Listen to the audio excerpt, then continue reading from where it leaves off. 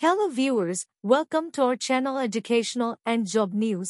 আজকে আমরা এই ভিডিওতে জিপি বিড়লা স্কলারশিপ সম্পর্কে বিস্তারিত তথ্য জেনে নেব। প্রথমেই জেনে নেই কারা এই বৃত্তি পাবেন।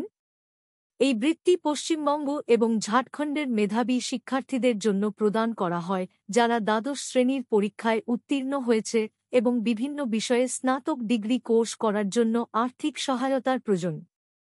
উচ্চ মাধ্যমিকে 85% নাম্বার থাকলে এই স্কলারশিপ এ আবেদন করা যাবে। এই স্কলারশিপ এ আবেদন করে কত টাকা পেতে পারেন? এই স্কলারশিপের মাধ্যমে প্রতি বছর 50,000 টাকা পর্যন্ত আর্থিক সহায়তা পেতে পারেন, যা টিউশন ফি, হোস্টেল ফি মেটাতে সহায়তা করে এবং প্রথম বছরে 7,000 টাকার এককালীন বই অনুদান প্রদান করে। এই স্কলারশিপ এর নির্বাচন প্রক্রিয়াটি কঠোর এবং নিরপেক্ষ, নিশ্চিত করে যে কেবলমাত্র ব্যতিক্রমী শিক্ষাগত যোগ্যতা এবং প্রকৃত আর্থিক চাহিদা সম্পন্ন শিক্ষার্থীরাই বৃত্তি পাবে। এই কর্মসূচিটি একটি নির্বাচন কমিটি দ্বারা তত্ত্বাবধান করা হয়, যার মধ্যে আইআইএম কলকাতার অধ্যাপক সুমন্ত বসু এবং যাদবপুর বিশ্ববিদ্যালয়ের ড. রাজীব দাসের মতো বিশিষ্ট শিক্ষাবিদরা অন্তর্ভুক্ত। গুরুত্বপূর্ণ আর্থিক সহায়তা প্রদানের মাধ্যমে জিপি বিড়লা এডুকেশনাল ফাউন্ডেশন বৃত্তি যোগ্য শিক্ষার্থীদের তাদের শিক্ষা চালিয়ে যেতে, তাদের দক্ষতা বিকাশ করতে এবং জাতির অগ্রগতিতে অবদান রাখতে সক্ষম করে।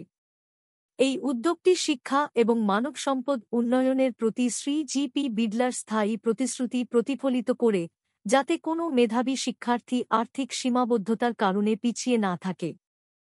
আবেদন অনলাইন এবং অফলাইন মোডে করা যেতে পারে। অফলাইন মোডের মাধ্যমে বৃত্তির জন্য আবেদনকারী যোগ্য শিক্ষার্থীদের নির্ধারিত ফর্ম ডাউনলোড করে পূরণ করতে হবে এবং পূরণ করা আবেদনপত্রটি পোস্ট অফিসের মাধ্যমে পাঠাতে হবে।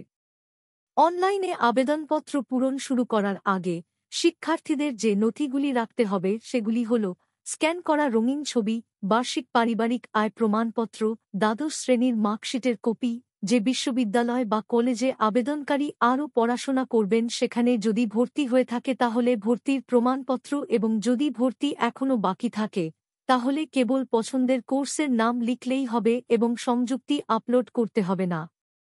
অনলাইনের আবেদনের জন্য লিংক এই ভিডিওর ডেসক্রিপশন বক্স এ পেয়ে যাবেন। অনলাইন এবং অফলাইন মোডে আবেদনের শেষ তারিখ 15 জুলাই। ভিডিওটি ভালো লাগলে অবশ্যই লাইক করবেন এবং এই ধরনের আরও ভিডিও পেতে আমার চ্যানেলটিকে সাবস্ক্রাইব করে পাশে থাকবেন। সবাইকে অসংখ্য ধন্যবাদ।